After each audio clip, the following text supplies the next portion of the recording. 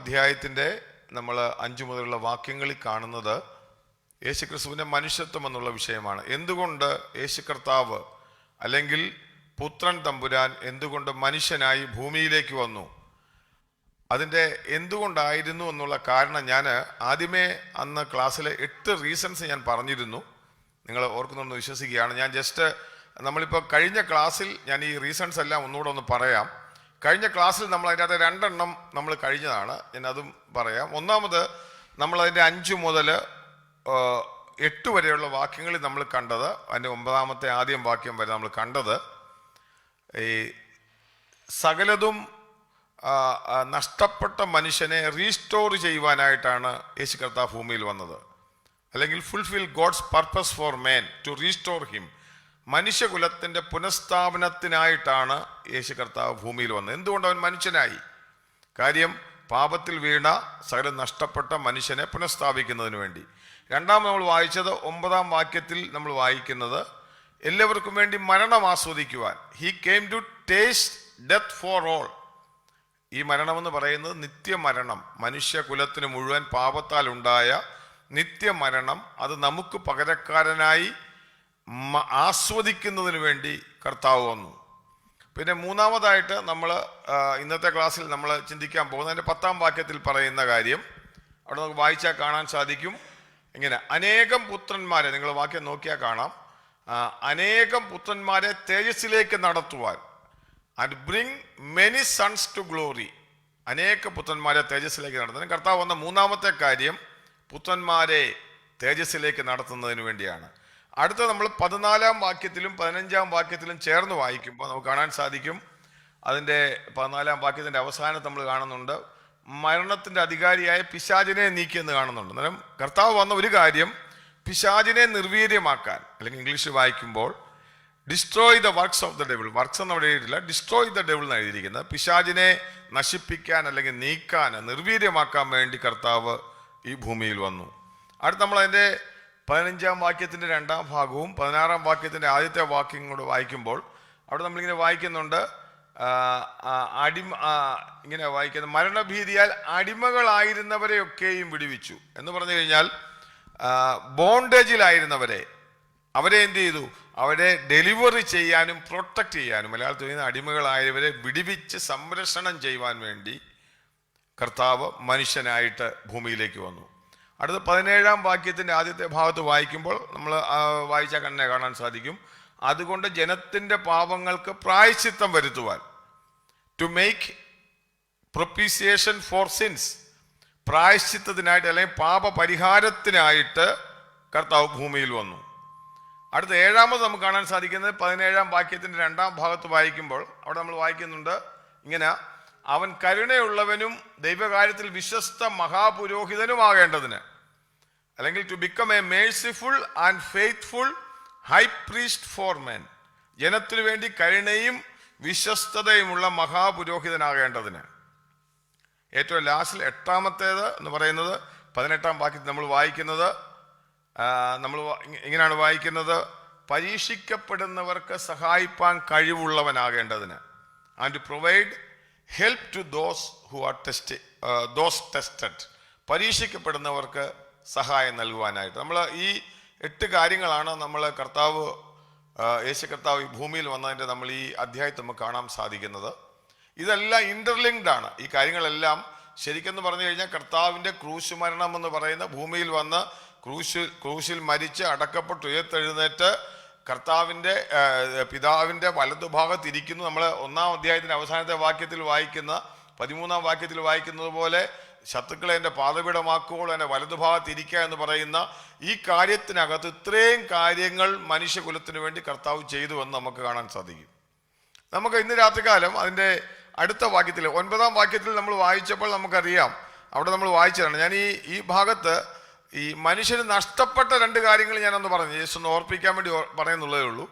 മനുഷ്യൻ പാപത്തിൽ വീണപ്പോൾ, അല്ലെങ്കിൽ മനുഷ്യൻ ഫോളനായപ്പോൾ, വീണുപോയപ്പോൾ, മനുഷ്യനാൽ നിയന്ത്രിക്കപ്പെടേണ്ട ലോകമായിരുന്നു, അല്ലെങ്കിൽ നമ്മൾ പറയല്ലേ മൃഗാദികളും ഈ ലോകവും മൊത്തം മനുഷ്യനാൽ നിയന്ത്രിക്കപ്പെടേണ്ടതായിരുന്നു.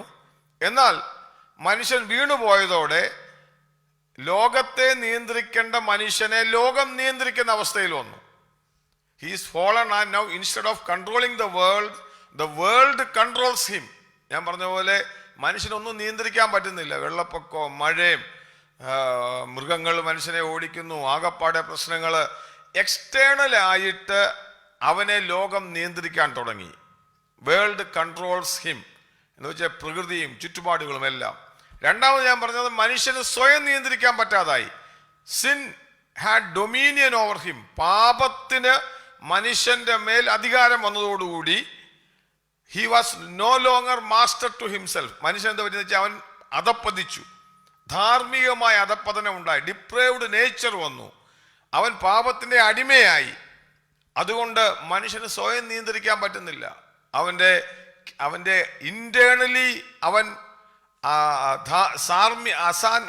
സാൻമാർഗികമായിട്ടുള്ള അധപ്പതനം ഉണ്ടായതുകൊണ്ട് മനുഷ്യന് സ്വയം നിയന്ത്രിക്കാൻ പറ്റുന്നില്ല. കുത്തുന്നു, കൊല്ലുന്നു, അടിക്കുന്നു, വഴക്കുണ്ടാക്കുന്നു, കോപിക്കുന്നു. അവനെ തന്നെ കൺട്രോൾ ചെയ്യാൻ പറ്റുന്നതിൻ്റെ അപ്പുറത്തായി. ഞാൻ പറഞ്ഞത് ഇത് രണ്ട് കാര്യങ്ങളാണ് പ്രധാനമായിട്ടും മനുഷ്യൻ നഷ്ടപ്പെട്ടത്. എന്നാൽ യേശു കർത്താവ് നമ്മൾ വായിക്കുമ്പോൾ ഇത് രണ്ടും റീസ്റ്റോർ ചെയ്ത് ഈ അവനെ വീണ്ടെടുക്കുന്നതിന് വേണ്ടിയാണ് കർത്താവ് വന്നത്. നമ്മളത് 9-ാം വാക്യത്തിൽ വായിച്ചതാണ്. ഇംഗ്ലീഷിൽ വായിക്കുമ്പോൾ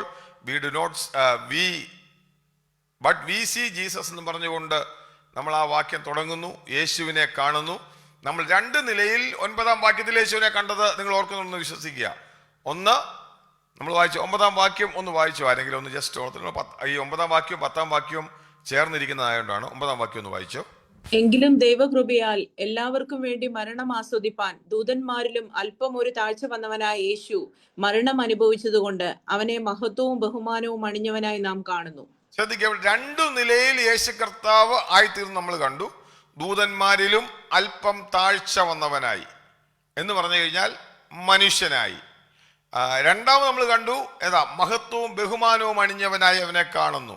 അത് യേശു കർത്താവിൻ്റെ ഡിവിനിറ്റി അല്ലെങ്കിൽ പിതാവിൻ്റെ വലതുഭാഗത്തിരിക്കുന്ന ദൈവമായിട്ട് നമ്മൾ അവനെ കാണുന്നു. ഞാൻ അന്ന് പറഞ്ഞൊരു കാര്യമാണ്, ഈ എബ്രായ ലേഖനം എഴുതി തുടങ്ങുമ്പോൾ 1-ാം അധ്യായത്തിൽ യേശു ക്രിസ്തുവിൻ്റെ ദൈവത്വം വിവരിക്കുമ്പോൾ ദൂതന്മാരിലും ശ്രേഷ്ഠനായിട്ട് വിവരിച്ച് അവനെ അവിടെ യേശു കർത്താവിനെ വിളിക്കുന്ന പുത്രനെന്ന് മാത്രമേ ഉള്ളൂ. പുത്രൻ തമ്പുരാനോടോ, പുത്രനോടോ, ദൈവമേ നിന്റെ സിംഹാസനം, പുത്രന്റെ അധികാരം, ഇങ്ങനെ പുത്രൻ എന്നുള്ള നിലയിൽ മാത്രമാണ് 1-ാം അധ്യായത്തിൽ വിവരിക്കുന്നത്. എന്ന് വെച്ച് കഴിഞ്ഞാൽ യേശു ക്രിസ്തു അവന്റെ ആ ദൈവത്വം, പിതാവിനോടുള്ള സമത്വം, പിതാവ് അവനെ ദൈവമെന്ന് വിളിക്കുന്നത്, ഇതൊക്കെ നമ്മൾ അവിടെ കാണുന്നുണ്ട്. എന്നാൽ ഇവിടെ 2-ാം അധ്യായത്തിന്റെ 9-ാം വാക്യത്തിൽ വരുമ്പോഴാണ് ആദ്യം പുത്രൻ എന്നുള്ള വാക്ക് മാറ്റിയിട്ട് യേശു എന്ന് പറയുന്നത്. 9-ാം വാക്യത്തിൽ എന്താ പറയുന്നത്? എങ്കിലും ദൈവകൃപയാൽ എല്ലാവർക്കും വേണ്ടി മരണം ആസ്വദിക്കുവാൻ ദൂതന്മാരിലും അല്പം ഒരു താഴ്ച വന്നവനായി എന്ത് ചെയ്തു? യേശു മരണം അനുഭവിച്ചു. ഞാൻ പറഞ്ഞതിന്റെ അർത്ഥം മറ്റേത് പുത്രൻ ദൈവത്വമുള്ള പുത്രനായിട്ട് 1-ാം അധ്യായത്തിൽ വിവരിക്കുമ്പോൾ 2-ാം അധ്യായത്തിലേക്ക് വരുമ്പോൾ മനുഷ്യനായി വന്ന് യേശു എന്ന നിലയിൽ നമ്മുടെ പുത്രനെ കാണിക്കുന്നതാണ് നമ്മളിവിടെ കാണുന്നത്. ഞാൻ പറഞ്ഞത് നിങ്ങൾക്ക് മനസ്സിലായി. കാര്യം ഫസ്റ്റ് ടൈമിലാണ് എബ്രായ ലേഖനത്തിൽ അവൻ്റെ ഹ്യൂമാനിറ്റി, മനുഷ്യത്വം എക്സ്പ്ലെയിൻ ചെയ്യുന്നതിന് വേണ്ടി ഈ യേശു എന്നുള്ള പേര് വിളിക്കുന്നത്. നമ്മൾ കഴിഞ്ഞ ആഴ്ച അവിടെ കുറേ കാര്യങ്ങൾ ചിന്തിച്ചു. എന്നാൽ നമുക്ക് ഇന്ന് രാത്രിക്കാലം നമുക്ക് ഇതിൻ്റെ 2-ാമത്തെ ഭാഗത്തേക്ക് കടന്നു വരാം, ഈ 10-ാം വാക്യത്തിലേക്ക്. അതിനു മുമ്പായിട്ട് ഈ 9 വരെയുള്ള വാക്യങ്ങളിൽ നമ്മൾ കണ്ട കാര്യം, ഒന്ന്, മനുഷ്യന്റെ to fulfil God's purpose for man, മനുഷ്യന് വേണ്ടിയുള്ള ദൈവിക പദ്ധതിയുടെ പൂർത്തീകരണത്തിനായി, പുനഃസ്ഥാപനത്തിനായി, വീണ്ടെടുക്കുന്നതിനായി, റിഡീം ചെയ്യുന്നതിനായി യേശു കർത്താവ് ഭൂമിയിൽ വന്നു. രണ്ടാമത് നമ്മൾ വായിച്ചതുപോലെ നമുക്ക് വേണ്ടി മരണം ആസ്വദിക്കുവാൻ, നമ്മൾ വായിച്ചതുപോലെ ദൈവവുമായിട്ട് ബന്ധത്തിൽ നിന്നകന്ന് നമ്മൾ നഷ്ടപ്പെട്ടു പോകേണ്ട മനുഷ്യകുലത്തിൻ്റെ പകരക്കാരനായി നമുക്ക് വേണ്ടി മരണം അവൻ ആസ്വദിച്ചു.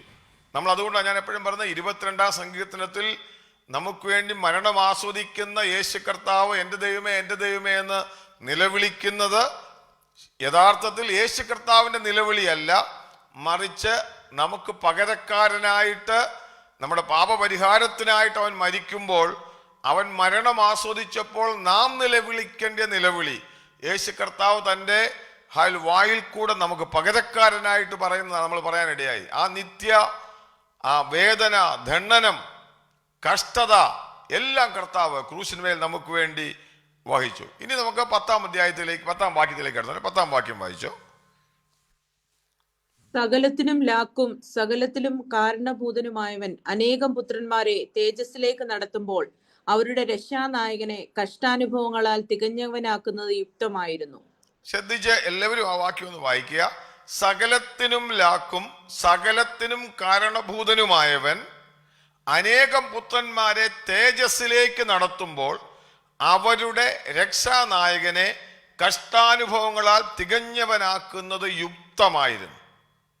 ഇതൊരു വളരെ അർത്ഥവത്തുള്ളൊരു വാക്യം. ഇന്ന് രാത്രികാലം ഈ ഒരു വാക്യം മാത്രം ഞാൻ എടുക്കാൻ ഉദ്ദേശിക്കുന്നുള്ളൂ. കാര്യം ഇതിനകത്ത് ഒത്തിരി ദൈവികമായ കാര്യങ്ങൾ അടങ്ങിയിട്ടുണ്ട്. ഇംഗ്ലീഷിൽ ഇങ്ങനെയാണ് വായിക്കുന്നത്: for it was an act fitting that he for whose sake and by whom all things have their existence, in bringing many sons into glory, should make the pioneer of their salvation perfect through suffering. കഷ്ടതയിൽ കൂടി പുത്രനെ കടത്തിവിടുന്നത് യുക്തമായിരുന്നു എന്നുള്ളതാണ് നമ്മൾ ഈ വാക്യത്തിൽ വായിക്കുന്നത്. നമ്മൾ വായിച്ചു, വളരെ ചിന്തനീയമായ ഒരു ഭാഗമാണിത്. ഇവിടെ ഞാൻ പറഞ്ഞു, മൂന്നാമത് കർത്താവ് ഭൂമി വന്നതിന്റെ കാരണം എന്തിനാ? സിമ്പിളാണ്. To bring many sons to glory. അനേക പുത്രന്മാരെ എന്ത് ചെയ്യാം? മഹത്വത്തിലേക്ക്. മലയാളത്തിൽ വായിക്കുന്നത് അനേക പുത്രന്മാരെ തേജസ്സിലേക്ക് നയിക്കുവാൻ. ഞാൻ ഇവിടെ അത് പറഞ്ഞപ്പോൾ ഈ ഗ്ലോറി എന്നുള്ള വാക്ക് പലപ്പോഴും നമ്മൾ തെറ്റിദ്ധരിക്കപ്പെടുന്ന ഒരു വാക്കാണ്. അതുകൊണ്ട് ഞാൻ പറഞ്ഞത് അനേക പുത്രന്മാരെ എന്ത് ചെയ്യുക? തേജസ്സിലേക്ക് നടത്തുക. എന്നിട്ട് ഈ തേജസ്സിലേക്ക് നടത്തുക എന്ന് പറഞ്ഞാൽ എന്തുവാ? അതായത് യേശു കർത്താവ്, ഞാൻ അവിടെ എന്നിട്ട് ആ ഭാഗം തുടങ്ങാം, അനേക പുത്രന്മാരെ തേജസ്സിലേക്ക് നടത്തുന്നതിന് വേണ്ടി സകലത്തിന്റെ ലാക്കും കാരണഭൂതനുമായവൻ, നമ്മൾ വാക്യത്തിൽ വായിച്ച പോലെ അവരുടെ രക്ഷാനായകനായ യേശു കർത്താവിനെ കഷ്ടാനുഭവങ്ങളിൽ തികഞ്ഞവനാക്കുന്നത്, ഇംഗ്ലീഷിൽ വേറൊരു ട്രാൻസ്ലേഷൻ പറയുന്നത് it was fitting, it was perfect through suffering എന്ന് പറയുന്നത് it was fitting to him. അവന് യുക്തമായിരുന്നു എന്ന് നമ്മൾ വായിക്കുന്നത്. അതായത് ഇവിടെ ഈ പുത്രന്മാരെ തേജസ്സിലേക്ക് നയിക്കുക എന്ന് പറഞ്ഞാൽ എന്താണ്? എനിക്കൊന്ന് പല പ്രാവശ്യം നമ്മൾ ചർച്ച പറഞ്ഞിട്ടുള്ളതാണ്. ഈ തേജസ്സിലേക്ക് നയിക്കുക, നമ്മൾ പെട്ടെന്ന് തേജസ് എന്നൊക്കെ പറയുമ്പോൾ നമ്മുടെ മനസ്സിൽ ഞാൻ പറഞ്ഞു വലിയൊരു വെളിച്ചമൊക്കെ ഇങ്ങനെ വരുന്നൊരു മീനിങ്ങാണ് നമുക്ക് തോന്നുന്നത്, അല്ലെ? തേജസ് എന്നൊക്കെ വരുമ്പോൾ അങ്ങനെയുണ്ട്, അർത്ഥമുണ്ട് അതിന്. തേജസ് എന്ന് പറയുന്നത് അത് തന്നെ ചില ട്രാൻസ്ലേഷനിൽ മഹത്വം എന്ന് പറയുന്നു. മഹത്വം, അല്ലെങ്കിൽ നമ്മൾ ഇപ്പം അതിന് ഉദാഹരണം പറഞ്ഞു കഴിഞ്ഞാൽ, ഇപ്പം ഒരാൾ മഹത്വം, ഞാനൊരു എക്സാമ്പിൾ പറയാം. ഈ തേജസ് എന്ന് പറയുമ്പം നമ്മൾ കർത്താവിൻ്റെ വരവിന് ശേഷം നമുക്ക് തേജസ് ഉള്ള ശരീരം ലഭിക്കും. അത് നമ്മൾ 1 കൊരിന്ത്യർ 15-ാം അധ്യായത്തിലൊക്കെ വായിക്കുമ്പോൾ അവിടെ തേജസ്സിനെ പറ്റിയുള്ളൊരു വിശദീകരിക്കുന്ന ഒരു അധ്യായമാണ് 1 കൊരിന്ത്യർ 15-ാം അധ്യായം. ഉയർത്തെഴുന്നേറ്റ ശേഷം നമ്മുടെ ശരീരത്തിന് ലഭിക്കുന്ന തേജസ്സിനെ പറ്റി. അത് സൂര്യന്റെ തേജസ് വേറെ, ചന്ദ്രന്റെ തേജസ് വേറെ, നക്ഷത്രങ്ങളുടെ തേജസ് വേറെ. അതെന്ന് പറയുന്നത് ഈ അതിൻ്റെ എന്തായാലും പറയുന്ന അതിൻ്റെതായ ആ ഒരു ലെവലിൽ തരം തിരിച്ചു പറയുന്നതാണ് ഈ തേജസ് എന്ന് പറയുന്നത്. എന്നാൽ ഈ ഗ്ലോറി എന്ന് പറയുന്നത് അനേക പുത്രന്മാരെ തേജസ്സിലേക്ക് നടത്തുക, bring many sons to glory എന്ന് പറയുന്നതിന് വേറൊരർത്ഥം കൂടെ, മഹത്വം എന്നുള്ള അർത്ഥമുണ്ട്. അന്നേരം ബൈബിളിൽ നമ്മൾ എവിടെയെങ്കിലും തേജസ് എന്ന് കണ്ടാൽ ഉടനെ നമ്മൾ ഈ ഗ്ലോറി എന്നുള്ള ട്രാൻസ്ലേറ്റ് ചെയ്ത് കഴിഞ്ഞാൽ എല്ലാം ഇങ്ങനെ വെളിച്ചമാണെന്ന് ചിന്തിക്കരുത്. അതുകൊണ്ട് ഞാൻ പറഞ്ഞത് കാര്യം, ഈ മഹത്വം എന്ന് പറയുമ്പോൾ ചിലപ്പോൾ ഞാൻ പറയാം, ഒന്നുമില്ലാതെ വീട്ടിൽ കിടന്ന ഒരു നമ്മൾ ഒന്നുമില്ലാത്തൊരു ഭവനത്തിൽ ജനിച്ച് വളർന്ന ഒരാൾ ഒരു രാഷ്ട്രപിതാവാകുമ്പോൾ, ഇപ്പം നമ്മൾ അബ്ദുൽ കലാമിനെ പറ്റി പറയുമ്പോൾ അയാൾ എന്തോ ഒരു മഹത്വമുള്ളവനായിട്ട് അവസാനം മാറിയെന്ന് നമ്മൾ പറയും. എന്ന് പറഞ്ഞു കഴിഞ്ഞാൽ അവൻ്റെ ആ പൊസിഷന് വരുന്ന ആ വേരിയേഷനെ നമ്മൾ എന്ത് പറയും? മഹത്വം, ഗ്ലോറി എന്ന് നമ്മൾ പറയും. അതാണ് ശരിക്കും നമ്മളെ ഈ ഭാഗത്ത് നമ്മളോട് പറയുന്ന അർത്ഥമെന്ന് പറയുന്നത്, നമ്മളെ തേജസ്സിലേക്ക് കൊണ്ടുവരാൻ എന്നാണ് ഉദ്ദേശിക്കുന്നത്, ആ മഹത്വത്തിലേക്ക് കൊണ്ടുവരാൻ. അതായത് ഇതിന് ഒരു കാര്യം ചിന്തിക്കണം, ഞാൻ ഈ മഹത്വം എന്നുള്ളത് എന്താ? അതായത് ഇപ്പം നമ്മളെ സംബന്ധിച്ച് കർത്താവ് ക്രൂശിൽ മരിച്ചത് കൊണ്ട് നമ്മൾ എങ്ങനെ ആയിത്തീരണം? നമ്മൾ ഈ വാക്യത്തിൽ വായിച്ചതുപോലെ തേജസ്സിലേക്ക് നമ്മൾ കരേറിപ്പോകണമെന്നാണ് പറയുന്നത്. ചില ആൾക്കാർ ചിന്തിക്കുന്നത് നമ്മൾ മരിച്ചു കഴിഞ്ഞിട്ട് പിന്നെ ഈ കളർ, ഈ വ്യത്യാസമൊക്കെ വന്ന് ഈ ലൈറ്റ് പോലൊക്കെ വന്ന് അത് ഉണ്ട് തീർച്ചയായിട്ടും. അത് നമ്മുടെ തേജസ്, നമ്മുടെ അതിന് ആ പറയുന്ന തേജസ്സിന്റെ പോലും കാരണം ഇപ്പോൾ നമ്മുടെ ജീവിതത്തിൽ ഉണ്ടാക്കാൻ പോകുന്ന മഹത്വമാണ്. ഞാൻ പിന്നീട് വിശദീകരിക്കാം. അന്നേരം ഇവിടെ ഈ ഗ്ലോറി, മഹത്വം എന്ന് പറഞ്ഞാൽ എന്താണ്? ഒറ്റ ചോദ്യമാണ്. അതായത് നമ്മൾ അതറിയണമെങ്കിൽ നമ്മൾ ഈ ഞാൻ 2-3 വാക്യങ്ങൾ വായിക്കാം. നമുക്ക് അതിനകത്തുനിന്ന് ഞാൻ ഈ വിഷയങ്ങൾ എടുക്കാം. എന്താണ് സിൻ? പാപം എന്താണെന്നൊരു ചോദ്യം വരും. പാപം എന്ന് പറഞ്ഞാൽ പല ഡെഫിനിഷൻ ബൈബിളിൽ പറയും, നമുക്കറിയാവുന്നതാണ്. 1 യോഹന്നാൻ 3:4 വായിക്കുമ്പോൾ, 1 ജോൺ ചാപ്റ്റർ 3 വേഴ്സ് 4 സിൻ എന്ന് പറയുന്നത് sin is transgression of the law, അല്ലെങ്കിൽ എടുത്തിട്ടുള്ള വായിച്ചാൽ പാപം അധർമ്മം തന്നെ എന്ന് എഴുതിയിരിക്കുന്നത്. അതായത് നമ്മൾ ധർമ്മമില്ലാത്തത് ചെയ്യുന്നത് പാപമാണ്. അല്ലെങ്കിൽ that we call as sin of commission. നമ്മൾ ചില കാര്യങ്ങൾ തെറ്റായിട്ട് ചെയ്യുന്നത് എന്താണ്? പാപമായിട്ട് വരും. ഞാൻ പറഞ്ഞിട്ടുള്ള അതാണ് സിൻ ഓഫ് കമ്മീഷൻ. രണ്ടാമതൊരെണ്ണം ഉണ്ട്, യാക്കോബിന്റെ ലേഖനം. വേണം വാക്യം എടുത്ത് വായിച്ചു. 1 യോഹന്നാൻ 3:4 എടുത്തിട്ടുണ്ടെന്ന് വായിച്ചു. ജസ്റ്റ് ബൈബിൾ എടുക്കാതെ ആരെങ്കിലും കേൾക്കുന്നുണ്ടെങ്കിൽ പറയാം, വായിച്ചോ ഒന്ന്. 3:4. പാപം ചെയ്യുന്നവൻ എല്ലാം അധർമ്മവും ചെയ്യുന്നു, പാപം അധർമ്മം തന്നെ. ശരി, പാപം അധർമ്മം തന്നെ, അല്ലെങ്കിൽ sin is transgression of the law. അതിന് പറയുന്നത് ദേ ആർ ഡൂയിങ് സംതിങ്, അതായത് sin of commission. They are committing something and it becomes a sin. അതുകൊണ്ടാണ് സിൻ ഓഫ് കമ്മീഷൻ എന്ന് പറയുന്നത്. രണ്ടാമത് വേറൊരു ഭാഗമുണ്ട്, നമ്മൾ യാക്കോബിന്റെ ലേഖനത്തിൽ പഠിച്ച ജെയിംസ് ചാപ്റ്റർ 4 വേഴ്സ് 17. യാക്കോബിന്റെ ലേഖനം 4-ാം അധ്യായത്തിന്റെ 17-ാം വാക്യം വായിക്കുമ്പോൾ, നന്മ ചെയ്യുവാൻ അറിഞ്ഞിട്ടും ചെയ്യാത്തവൻ അത് പാപം തന്നെ. അന്നേരം ചിലത് അറിഞ്ഞിട്ട് ചെയ്യാത്തതും പാപമുണ്ട്. അത് സിൻ ഓഫ് ഒമിഷൻ എന്ന് പറയും. എന്ന് പറഞ്ഞാൽ one who knows the right thing to do and does not do it, to him it is a sin. ഇപ്പൊ നമ്മൾ ഉദാഹരണം പറഞ്ഞു കഴിഞ്ഞാൽ, ഒരുവൻ വലിയ പ്രശ്നത്തിൽ കിടക്കുന്നവനെ സഹായിക്കാൻ നമുക്ക് സാവകാശം ഉണ്ടായിട്ട് നമ്മൾ സഹായിക്കുന്നില്ലെന്ന് വിചാരിക്കുക. That is a sin of omission. ഞാനൊന്നും ചെയ്തില്ലല്ലോ, പക്ഷേ അത് നമ്മൾ ചെയ്യേണ്ടതായിരുന്നു നമ്മുടെ മനസാക്ഷി നമ്മളെ ബോധിപ്പിച്ചിട്ടും നമ്മൾ ചെയ്യാതിരിക്കുമ്പോൾ it is a sin of omission. ഇനി യഥാർത്ഥത്തിൽ ഈ പാപത്തിന് ഇങ്ങനെ ഒരു വെറൈറ്റി പറയുമ്പോൾ തന്നെ ഇത് തേജസ്സുമായിട്ടുള്ള ബന്ധം എന്താ? റോമാലേഖനത്തിലെ വാക്യം, റോമാലേഖനം സുപരിചിതമായ വേദഭാവമാണ്. റോമൻസ് ചാപ്റ്റർ 3 വേഴ്സ് 23 ഒന്ന് വായിച്ചോ. റോമാലേഖനം 3:23. ഒരു വ്യത്യാസവുമില്ല, എല്ലാവരും പാപം ചെയ്ത് ദൈവ തേജസ് ഇല്ലാത്തവരായി തീർന്നു. ഇവിടെ ഒരു വാക്യം ശ്രദ്ധിക്കുക, എങ്ങനെ എഴുതിയിരിക്കുന്നത്? പാപം എല്ലാവരും എന്ത് ചെയ്തു? പാപം ചെയ്ത് ദൈവ തേജസ് ഇല്ലാത്തവരായി തീർന്നു. സോ അതിൻ്റെ അർത്ഥം നമുക്ക് സിമ്പിളായിട്ട് പറയാം, ദൈവ തേജസ് ഇല്ലാത്തതാകുക എന്നതാണ് പാപം. സിൻ എന്ന് പറഞ്ഞാൽ എന്താണ്? ദൈവ തേജസ് നമ്മളിൽ നിന്ന് പോകുന്നതാണ് സിൻ എന്ന് പറയുന്നത്. ഇംഗ്ലീഷ് പറഞ്ഞാൽ sin is coming short of the glory of God. ദൈവത്തിന്റെ തേജസ്സിൽ നിന്ന് നമ്മൾ അത് ഷോർട്ടാകുക, അതിൽ നിന്ന് മാറുന്നതാണ് പാപം. When we are doing this, we are coming short of the glory of the God. അന്നേരം ഇതിനെപ്പറ്റി നമ്മൾ വിശദീകരമായിട്ട് പഠിക്കുമ്പോൾ ഞാൻ ഈ പറയുന്ന കാര്യം ശ്രദ്ധിച്ച് മനസ്സിലാക്കിയെങ്കിലേ ഇത് പറയത്തുള്ളൂ, അതായത് മനസ്സിലാകത്തുള്ളൂ. പാപമെന്ന് പറയുന്നത് ദൈവത്തിന്റെ തേജസ്സിൽ നിന്ന് ഷോർട്ടാകുന്നത്, അല്ലെങ്കിൽ ദൈവ തേജസ് നമ്മളിൽ നിന്ന് ഇല്ലാതാകുന്ന കാര്യമാണ് പാപം. ഇത് പറയുന്ന ഉൽപ്പത്തി പുസ്തകത്തിൽ വായിക്കുമ്പോൾ നമുക്ക് അറിയാൻ പറ്റും, അവിടെ ദൈവ തേജസ് നഷ്ടപ്പെട്ടു എന്ന് പറയുന്നുണ്ട്. ആ സമയം തൊട്ടാണ് അവർ പാപത്തിലേക്ക് വീഴുന്നത്. ദൈവ തേജസ് നഷ്ടപ്പെടുന്നതാണ് പാപത്തിൽ വീഴുന്നതും അവർ കഷ്ടതയിലേക്ക് പോകുന്നതും അവര് ദൈവത്തെ തള്ളിപ്പറയുന്നതും. ഇങ്ങനെയൊക്കെ കാര്യങ്ങൾ ആ പാപത്തിന്റെ പരിണിതഫലമായി, വിച്ച് മീൻസ് ദാറ്റ് അവര് എന്ത് ചെയ്യുന്നു? Coming short of the glory of the God. ഇനിയും ഇതിനെപ്പറ്റി എന്താണ് ഈ ഗ്ലോറി, എങ്ങനെ കാണാൻ പറ്റും? Can we see the glory? കാണാൻ പറ്റുമോ എന്നുള്ളതാണ് ചോദ്യം. നമ്മുടെ നമ്മൾ പാപം ചെയ്യുമ്പോൾ ദൈവ തേജസ്സിൽ നിന്ന് മാറുകയാണ്. സോ അങ്ങനെ നമ്മൾ മാറുമ്പോൾ ഇത് കാണാൻ പറ്റുമോ? ഈ ഗ്ലോറി കാണാൻ പറ്റുമോ? ഗ്ലോറി കാണാൻ പറ്റും. അതെന്ന് പറയുന്നത് നമ്മൾ വായിച്ചിട്ടുള്ള വേദഭാവമായ യോഹന്നാന്റെ സുവിശേഷം 1-ാം അധ്യായത്തിന്റെ 14-ാം വാക്യത്തില് അവര് ആ വാക്യം ഒന്നെടുത്ത്, യോഹന്നാന്റെ സുവിശേഷം, ജോൺസ് ഗോസ്പൽ ചാപ്റ്റർ 1.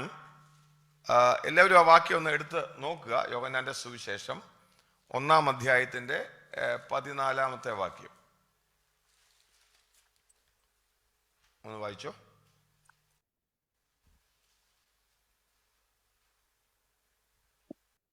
വചനം ജഡമായി തീർന്നു, കൃപയും സത്യവും നിറഞ്ഞവനായി നമ്മുടെ ഇടയിൽ പാർത്തു. ഞങ്ങൾ അവന്റെ തേജസ് പിതാവിൽ നിന്ന് ഏകജാതനായവന്റെ തേജസ്സായി കണ്ടു. ഇവിടെ യേശു കർത്താവിനെ പറ്റി, തൻ്റെ ജഡാവതാരത്തെ പറ്റി പറയുകയാണ്. അന്നേരം എന്താ പറഞ്ഞിരിക്കുന്നത്? വചനം ജഡമായി തീർന്നു. ഈ വചനം ജഡമാകുന്ന വചനം ആരാണ്? യേശു കർത്താവാണ്, പുത്രനാണ്. വചനം ജഡമായി തീർന്നു, എന്ത് ചെയ്തു? കൃപയും സത്യവും നിറഞ്ഞവനായി എവിടെ പാർത്തു? ഇതാരാ പറയുന്നത്? യോഹന്നാൻ അപ്പോസ്തലൻ പറയാൻ, ഞങ്ങളുടെ ഇടയിൽ പാർത്തു. ഞങ്ങൾ എന്ത് ചെയ്തു? അവന്റെ തേജസ്. അന്നേരം കർത്താവ് അവരുടെ ഇടയിൽ പാർത്തപ്പോൾ അവരെന്ത് ചെയ്തു? യേശു കർത്താവിൽ ഒരു തേജസ് കണ്ടു. ഞാൻ നിങ്ങൾക്ക് പറയുന്നത് മനസ്സിലാവുന്നുണ്ടല്ലോ. സോ ഞാൻ പറഞ്ഞത്, തേജസ് അവർക്ക് കാണാൻ പറ്റുമായിരുന്നു. ആ തേജസ് അവരെ കണ്ടു. അന്നേരം നിങ്ങൾക്ക് എന്തോ യേശു കർത്താവിൽ ശിഷ്യന്മാർ, നമ്മൾ ഈ സുവിശേഷങ്ങളൊക്കെ വായിച്ചാൽ നമുക്ക് കർത്താവിൻ്റെ പറ്റി കാണാൻ പറ്റും. കർത്താവിൻ്റെ തേജസ് അവർ കണ്ടത് എന്തായിരിക്കാനാണ് നമുക്ക് സാധ്യത? കർത്താവിൻ്റെ ക്യാരക്ടറാണ്. ഞാൻ പറഞ്ഞത് എന്താണ്? കർത്താവിൻ്റെ ക്യാരക്ടർ, കർത്താവിൻ്റെ ആട്രിബ്യൂട്ട്സ്, അവൻ്റെ ഇടപെടലുകളാണ് ഈ തേജസ് എന്ന് പറയുന്നത്. ചുരുക്കത്തിൽ പറഞ്ഞാൽ ഈ പറഞ്ഞ വാക്ക്, കർത്താവിൽ എന്തൊക്കെ ഉണ്ടായിരുന്നോ, ഞാനത് ഞാൻ താഴോട്ട് വരുമ്പോൾ ആ വിഷയങ്ങൾ, വാക്യങ്ങൾ എടുത്ത് നമുക്കൊന്ന് കുറച്ച് കാര്യങ്ങൾ നിങ്ങൾക്ക് അതിനൊന്ന് ബാക്കി നിങ്ങൾക്ക് മനസ്സിലാക്കാൻ പറ്റും. അതായത് ക്രിസ്തുവിൽ ദൈവത്തിൻ്റെ തേജസ് അടങ്ങിയിട്ടുണ്ടായിരുന്നു. പിതാവിൻ്റെ തേജസ് ഞങ്ങൾ പുത്രനിൽ കണ്ടു. അതായത് ദൈവത്തിൻ്റെ സ്വഭാവ സവിശേഷത പുത്രനിൽ അവർ കണ്ടു. നമ്മളെ പറ്റിയുള്ള ദൈവത്തിൻ്റെ ഉദ്ദേശം എന്താണെന്ന് നമ്മൾ പിന്നെ പഠിക്കുന്നുണ്ട്. ദൈവം പുത്രനിൽ ആ തേജസ് ഉള്ളവനായിട്ട് ഭൂമിയിൽ അവൻ വന്നപ്പോൾ പുത്രനിലെ ആ തേജസ് ശിഷ്യന്മാര് കണ്ടു. എന്നിട്ട് നമുക്ക് അന്നേരം പറയാം, അന്നേരം ഈ ക്രിസ്തുവിലുള്ള ഇല്ല എന്ന് വെച്ച് കഴിഞ്ഞാൽ ക്രിസ്തുവിൻ്റെ സ്വഭാവത്തിന് വിരുദ്ധമായി നമ്മളിൽ വരുന്നതെല്ലാമാണ് പാപം. തേജസ് ആരിലുണ്ടായിരുന്നു? ക്രിസ്തുവിലുണ്ടായിരുന്നു. ക്രിസ്തുവിൻ്റെ എന്ന് വെച്ച് കഴിഞ്ഞാൽ ക്രൈസ്റ്റ് ക്യാരക്ടറായിട്ട് നമ്മളില്ലാത്തതെല്ലാം സിന്നായിട്ട് വരിക. ഞാൻ നിങ്ങൾക്ക് പറഞ്ഞത് മനസ്സിലായോ? അതായത് പാപം കൊണ്ട് നമ്മൾ ദൈവത്തിൻ്റെ തേജസ്സിൽ നിന്ന് അകന്നവരായി. അങ്ങനെ ആകുമ്പോൾ ഇനി എന്താണ്? ഞാൻ 2-3 വാക്യങ്ങൾ എടുത്തിട്ട് നമുക്ക് അറിയാവുന്ന കാര്യങ്ങൾ എന്നാൽ ജസ്റ്റ് ഒന്ന് ഓടിച്ച് പറഞ്ഞു പോകാം. നമ്മൾ യോഹന്നാന്റെ സുവിശേഷം 13:4-5 നിങ്ങൾ പഠിക്കുന്നവർ എഴുതിയെടുത്തോ. വായിക്കാൻ എനിക്ക് സമയം ഉണ്ട്, നോക്കാം. 13:4-5 ഒന്നെടുത്ത് വായിച്ചോ. അന്നേരം 13 യോഹന്നാന്റെ സുവിശേഷം, ജോൺസ് ഗോസ്പൽ 13:4-5. അത്താഴത്തിൽ നിന്ന് എഴുന്നേറ്റ് വസ്ത്രം ഊരി വെച്ച് ഒരു തുവർത്തെടുത്ത് അരയിൽ ചുറ്റി ഒരു പാത്രത്തിൽ വെള്ളം പകർന്ന് ശിഷ്യന്മാരുടെ കാൽ കഴുകുവാനും അരയിൽ ചുറ്റിയിരുന്ന തുണി കൊണ്ട് തുവർത്തുവാനും തുടങ്ങി. മതി. ഇവിടെ ഞാൻ എൻ്റെ ഒത്തിരി കാര്യങ്ങൾ നിങ്ങൾക്ക് തന്നെ ഈ യേശു കർത്താവിൻ്റെ ക്യാരക്ടർ നമ്മൾ സുവിശേഷങ്ങൾ വായിച്ചാൽ കാണുന്നത് ഹംബിൾനെസ് എന്ന് വെച്ച് കഴിഞ്ഞാൽ ഹംബിൾ സർവീസ്, താഴ്മയുള്ള, തൻ്റെ ശിഷ്യന്മാരുടെ കാൽ കഴുകുവാൻ തക്കവണ്ണം അവരുടെ മുമ്പിൽ താഴ്മയുള്ളവനായി തീർന്ന it is A character of Christ. ക്രിസ്തുവിൻ്റെ സ്വഭാവമാണ് അത്. കർത്താവിൻ്റെ ഒരു തേജസ്സിൻ്റെ തെളിവായിരുന്നു. എപ്പോഴാണ് നമ്മൾ തേജസ് ഇല്ലാത്തവരാണെന്ന് ചോദിച്ചു കഴിഞ്ഞാൽ, when we do not have this attitude. ഞാൻ നിങ്ങൾക്ക് പറയുന്നത് മനസ്സിലാവുണ്ടോ? ഈ ആറ്റിറ്റ്യൂഡ് നമ്മിൽ ഇല്ലാത്തതാവുമ്പോൾ we are getting away from the glory of God. ദൈവത്തിന്റെ സ്വഭാവത്തിൽ നിന്ന് മാറുകയാണ്. ഇനി 1 പത്രോസ് 1:5 നമുക്കറിയാൻ നോക്കിയാൽ 15:16 വായിക്കുമ്പോൾ, ഞാൻ വിശുദ്ധനായിരിക്കുന്നത് പോലെ നിങ്ങൾ എന്ത് ചെയ്യണം? വിശുദ്ധരാകണം. It is an attribute of God. ദൈവത്തിന്റെ ഒരു ക്യാരക്ടറാണ് എന്ന് പറഞ്ഞ വിശുദ്ധി എന്ന് ഞാൻ പറഞ്ഞ പോലെ അതും നമുക്ക് ആൾക്കാർ ഈ വലിയ നല്ലവണ്ണം തേച്ച് വെള്ള ഷർട്ട് ഇട്ടുകൊണ്ട് വന്ന വിശുദ്ധിയാണെന്ന് തോന്നാൻ സാധ്യതയുണ്ട്. ആ വിശുദ്ധി അല്ല ഈ പറയുന്നത്. വിശുദ്ധൻ എന്ന് പറയുന്നത്, വചനം പറയുന്നത് ഇറ്റ് ഇസ് സെപ്പറേഷൻ. കർത്താവ് ഹീ സെപ്പറേറ്റഡ് ഫ്രം എവ്രിതിങ്. ലോകത്തിൽ നിന്ന് അതുപോലെ കർത്താവ് വിശുദ്ധനായിരിക്കുന്നത് പോലെ നമ്മളും ആ ഒരു ക്യാരക്ടർ ഉള്ളവരായിരിക്കണം. We have to be separated. അതുകൊണ്ടാണ് നമ്മളെ പണ്ട് കാലത്ത് ഈ വിശ്വാസത്തിൽ വരുമ്പോൾ നമ്മളെന്താ പറയുന്നത്? വേർപാടുകാരെന്ന് പറയും. എന്താ പറയുന്നത്? വേർപാടുകാർ എന്ന് പറഞ്ഞു കഴിഞ്ഞാൽ യഥാർത്ഥത്തിൽ വേർപാടുകാരെന്ന് പറയുന്നത് ഈ വിശുദ്ധിയുടെ ലക്ഷണമായിരുന്നു. അന്നേരം കർത്താവിന് ഉള്ള ക്യാരക്ടറിലേക്ക് മടങ്ങി വരുവാനും ലോകത്തിന്റെ ക്യാരക്ടറിൽ നിന്നും വേർപെടുവാനും ഉള്ളത് കൊണ്ടാണ് നമ്മൾ ആ പറയുന്നത്. അതുകൊണ്ട് ക്രിസ്തു സ്വഭാവം ഇല്ലാത്തതല്ല എന്താണ്? സിന്നാണ്. ഇനി കർത്താവ് നീതിമാനായിരുന്നു. 1 യോഹന്നാൻ 3:7 വായിക്കുമ്പോൾ ഞാൻ നീതിമാനാകുന്നു. കർത്താവിന്റെ, ഞാൻ ഇനി വാക്യങ്ങൾ വായിച്ചു പോകാം, സമയമില്ല. അല്ലെങ്കിൽ കർത്താവിന്റെ റൈച്ചസ്നെസ്, കർത്താവ് നീതിമാനായിരുന്നു. 1 യോഹന്നാൻ 3:3 വായിക്കുമ്പോൾ ഞാൻ നിർമ്മലനായിരിക്കുന്നത് പോലെ അവൻ നിർമ്മലനായിരിക്കുന്നത് പോലെ നമ്മൾ നിർമ്മലരാകാൻ പറയുന്നുണ്ട്. Purity of the Lord, righteousness of the Lord, holiness of the Lord, humbleness of the Lord. എഫേസ്യർ 5:1-2 വായിക്കുമ്പോൾ സ്നേഹത്തെ പറ്റി പറയുന്നുണ്ട്. ഒന്ന് വായിച്ചു എഫേസ്യ ലേഖനം 5:1-2.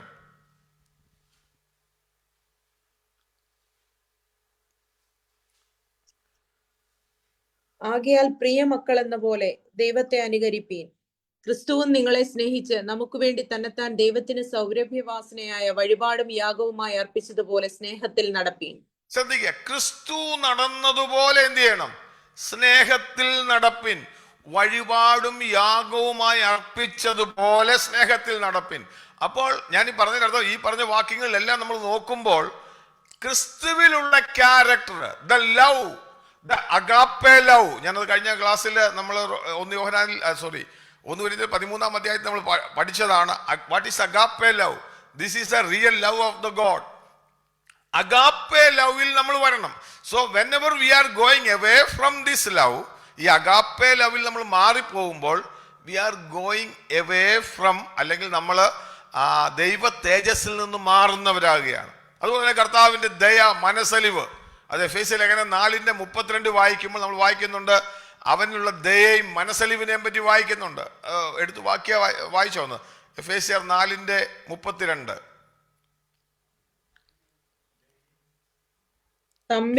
നിങ്ങൾ തമ്മിൽ ദയയും മനസ്സലിവും ഉള്ളവരായി ദൈവം ക്രിസ്തുവിൽ നിങ്ങളോട് ക്ഷമിച്ചതുപോലെ അന്യോന്യം ക്ഷമിപ്പീൻ. ശ്രദ്ധിക്കുക, ദയയും മനസ്സലിവും ഉള്ളവരായി ക്രിസ്തുവിൽ കൂടെ നിങ്ങൾ കണ്ടതുപോലെ നിങ്ങൾ ചെയ്യണം.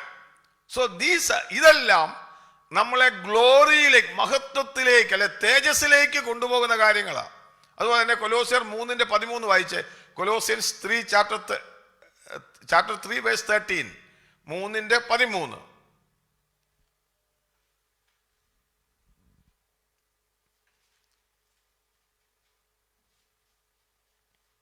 അന്യോന്യം പൊറുക്കുകയും ഒരുവനോട് ഒരുവന് വഴക്കുണ്ടായാൽ തമ്മിൽ ക്ഷമിക്കുകയും ചെയ്യുവീൻ.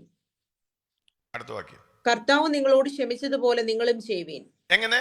കർത്താവ് നിങ്ങളോട് ക്ഷമിച്ചതുപോലെ നിങ്ങൾ എന്ത് ചെയ്യണം? നിങ്ങൾ ക്ഷമിക്കും. അന്നേരം എന്താണ് ക്ഷമ? ഫോർഗിവ്നെസ്. ഇതും ഏതാണ്? It is the character of God. ക്രിസ്തു, ഞാൻ ആദ്യം പറഞ്ഞതുപോലെ ക്രിസ്തു സ്വഭാവമല്ലാത്തതെല്ലാം എന്താണ്? പാപമാണ്. ഈ സിൻ എന്ന് പറയുന്നത് ദൈവത്തിന്റെ ഗ്ലോറിയിൽ നിന്ന് അകലുന്നതാണ്, ദൈവത്തിന്റെ ആ തേജസ്സിൽ നിന്ന് അകലുന്നതാണ്. These are all sin. ഞാൻ പറഞ്ഞു വരുന്നത് മനസ്സിലായെന്ന് വിശ്വസിക്കുകയാണ്. അതുപോലെ തന്നെ ഒത്തിരി വാക്യങ്ങളുണ്ട്.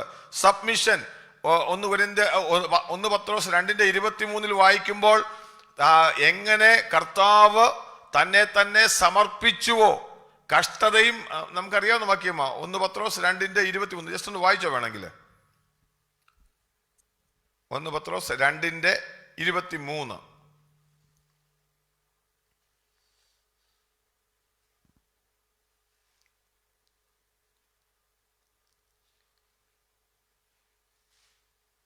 തന്നെ ശകാരിച്ചിട്ട് പകരം ശകാരിക്കാതെയും കഷ്ടം അനുഭവിച്ചിട്ട് ഭീഷണം പറയാതെയും ന്യായമായി വിധിക്കുന്നവകൾ കാര്യം ഫലമേൽപ്പിക്കത്രേ ചെയ്തത്. ശ്രദ്ധിക്കുക, ഇവിടെ കർത്താവിന്റെ ക്യാരക്ടർ ഉണ്ടോ? തന്നെ ശകാരിച്ചിട്ട് എന്ത് ചെയ്തില്ല? പകരം ശകാരിക്കാതെയും കഷ്ടം അനുഭവിച്ചിട്ട് ഭീഷണിപ്പെടുത്താതെയും അവിടെ ഫലമേൽപ്പിക്കുക, these are the character of God.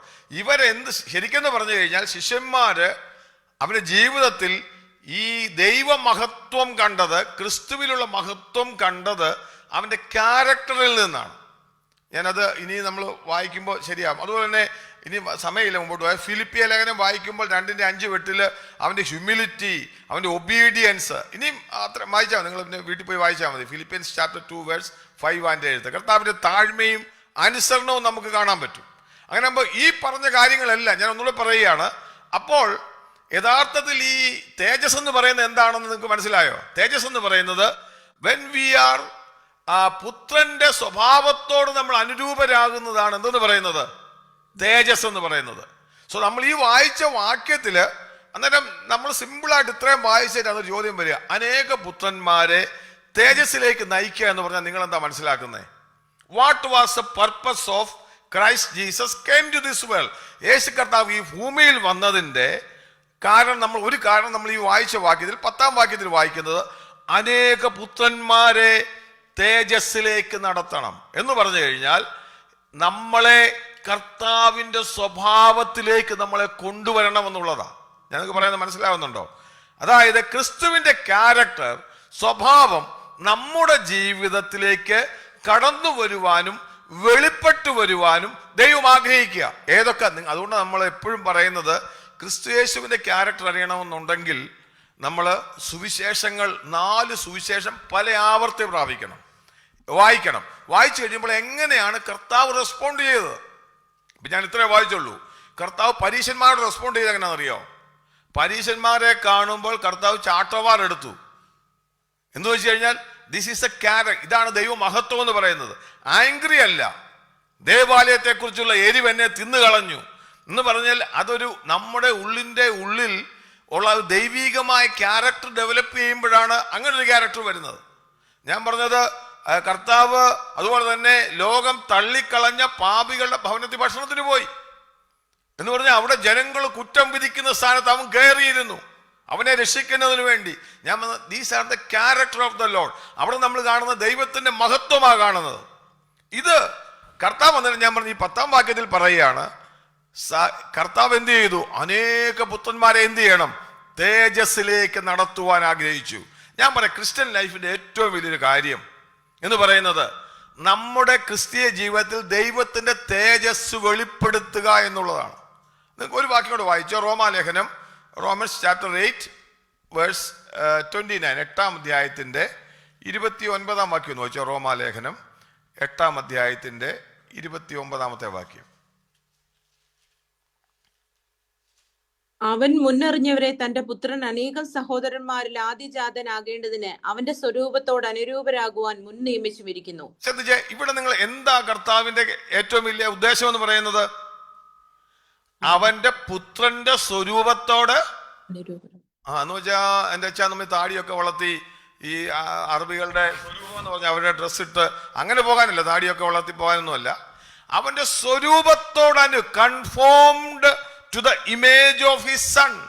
That is what glory. മഹത്വം എന്ന് പറയുന്നത് പുത്രന്റെ സ്വഭാവത്തോട് അനുരൂപരാകുവാൻ വേണ്ടിയാണ് ദൈവത്തിന് നമ്മളെ പറ്റിയുള്ള പർപ്പസ് എന്ന് പറയുന്നത്. അതുകൊണ്ട് ഞാൻ പറഞ്ഞത് ഇതാണ് കർത്താവ് ഭൂമിയിൽ വന്നതിന്റെ ഒരു വിഷയം. ക്രിസ്ത്യൻ, ഞാൻ പറയാം നമ്മൾ ഈ ക്രിസ്തീയ ജീവിതത്തിൽ ജീവിച്ചിട്ട് നമ്മുടെ ക്യാരക്ടറിന് ചേഞ്ച് ഇല്ലെങ്കിൽ we are not going to the glory, അല്ലെങ്കിൽ ഡെസ്റ്റിനേഷനിലേക്ക് നമ്മൾ എത്താത്തവരായി മാറുകയാണ്. കർത്താവിന്റെ ഉദ്ദേശം അവർ നമ്മളെ പ്രീഡിസ്റ്റൈൻ ചെയ്തിരിക്കുന്നത് നമ്മൾ പുത്രന്റെ സ്വരൂപത്തോട് അനുരൂപരാകുവാൻ വേണ്ടിയാണ്. അതിനുവേണ്ടിയാണ് ഈ ഗ്ലോറി നമ്മുടെ ജീവിതത്തിൽ കർത്താവ് തരുവാൻ ആഗ്രഹിക്കുന്നത്.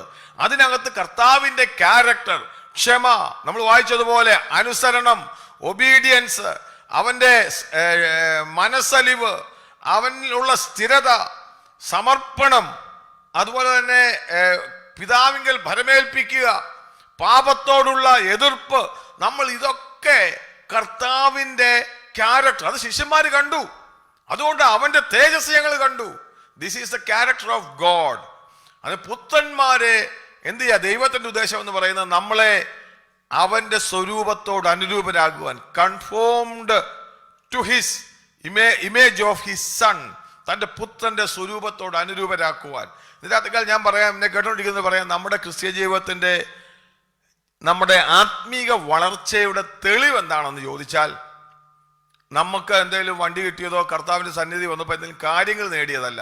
അതിനപ്പുറമായിട്ട് how much our character is changing to the character of Lord. അതുകൊണ്ട് എവിടാ പറഞ്ഞറിയാം, ക്രിസ്തുവിന്റെ സ്വഭാവം ശിഷ്യന്മാരാ കണ്ടത്.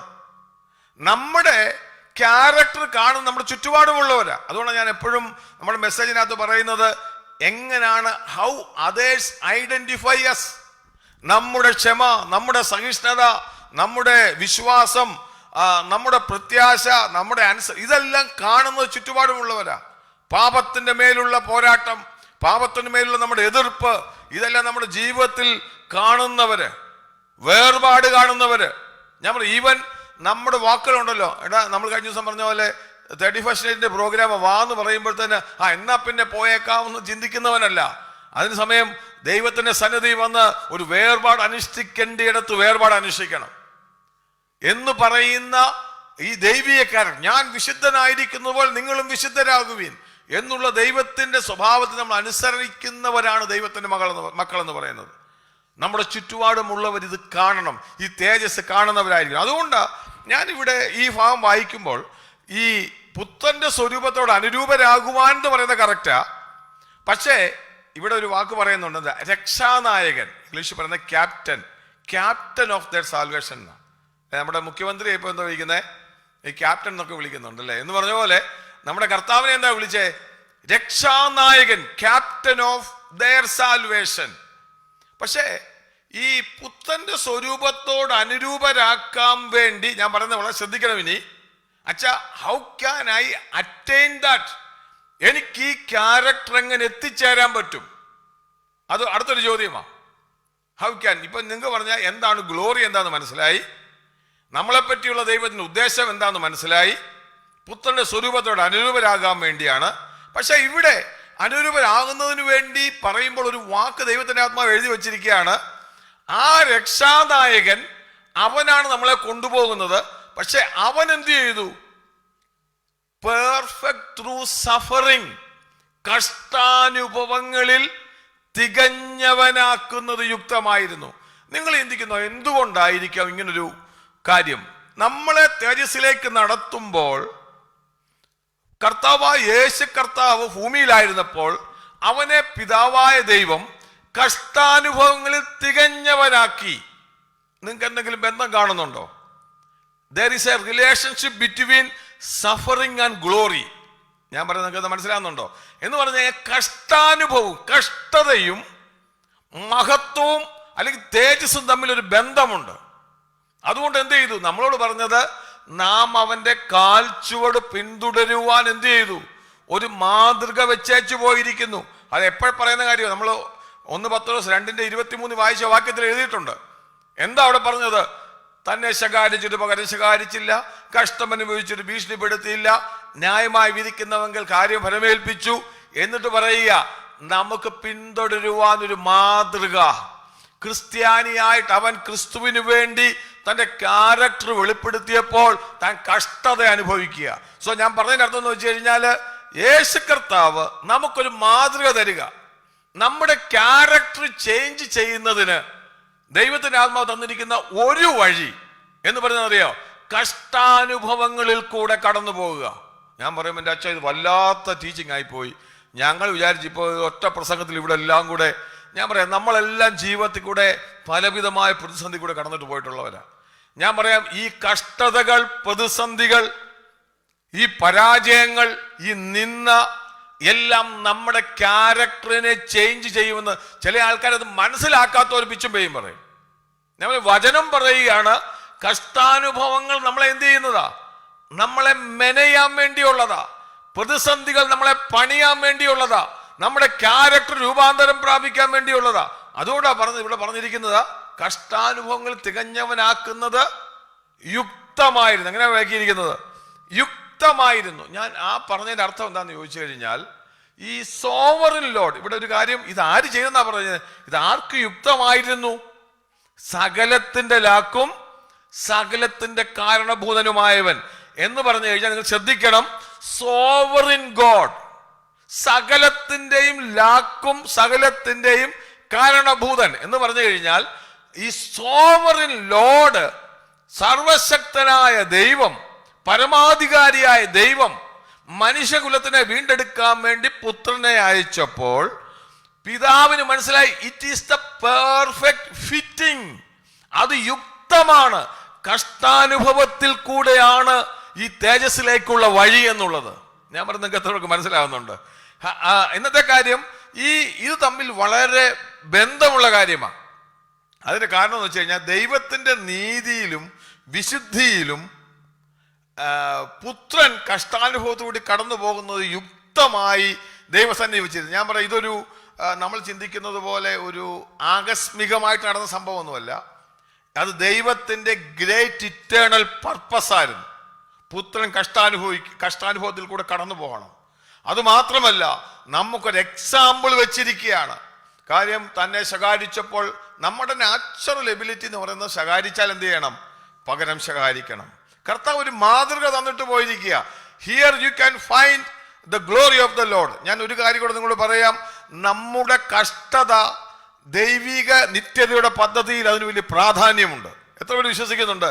നമ്മൾ കടന്നു പോകുന്ന കഷ്ടത ദൈവിക നിത്യതയുടെ പദ്ധതിയിൽ ഒരു വലിയ പ്ലാൻ ഉള്ളതാണ്. കാര്യം എന്ന് വെച്ച് കഴിഞ്ഞാൽ നമ്മളെ രൂപാന്തരപ്പെടുത്തുവാൻ നമ്മൾ എത്ര പേര് ഇത് മനസ്സിലാക്കി സാഹചര്യങ്ങളെ ദൈവത്തിന്റെ പദ്ധതിക്ക് വേണ്ടി ഉപയോഗിക്കാൻ പറ്റും. കാര്യം, perfectly consistent with the sovereign Lord.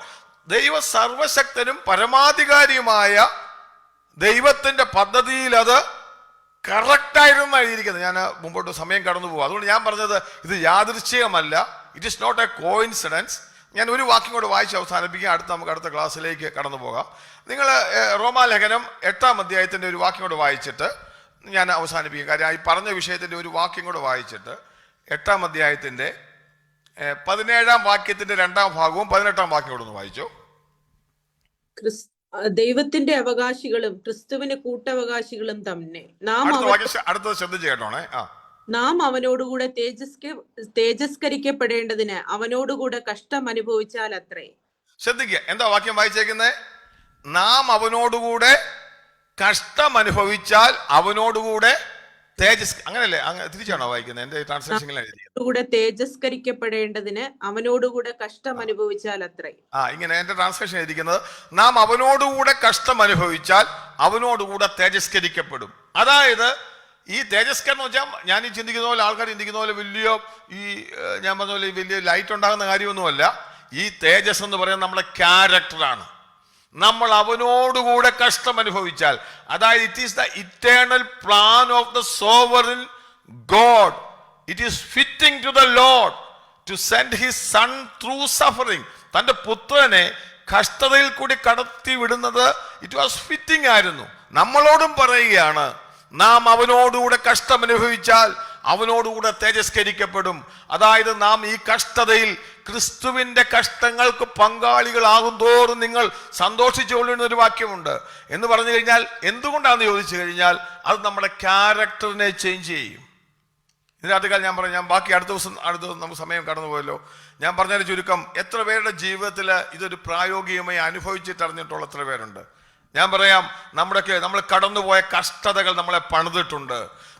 ഞാൻ പറയാം, നമ്മൾ ഇങ്ങനെ ഞങ്ങളുടെ അപ്പച്ചൻ പറയുമായിരുന്നു, പട്ടിണി കിടന്നവനെ ഭക്ഷണത്തിന്റെ വില അറിയത്തുള്ളൂ എന്ന് പറയുമോ. ഞങ്ങളുടെ അപ്പച്ചൻ പറയുമായിരുന്നു.